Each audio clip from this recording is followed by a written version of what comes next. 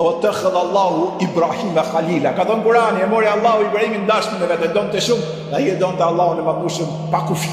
Por kur erdhi vdekja, i vjen engjëlli i vdekjes, edhe i thot, ka arkoa me marrë shpirtit, kur filloi të dilte shpirti nga trupi, për çdo njeri qofsh dhe pejgamber, kur po i dilte shpirti nga trupi, ai nuk del me lehtësi të madhe, ajo ka vështirësitë e veta. Po ndodh çasti i shndrimit dimensional. Trupi i përket kësaj bote, shpirti tashmë ka arkoa të shkojë lart. Dhe Ibrahimi a.s. i thot engjëllit të vdekjes, tha Zoti më ka dashmin e vet, a kështu e mundon i dashurit të dashurit? Pra kështë e mendoj Ibrahimi a.s. Zoti më ka dashur, e s'doj një fare daljen e shpirtit.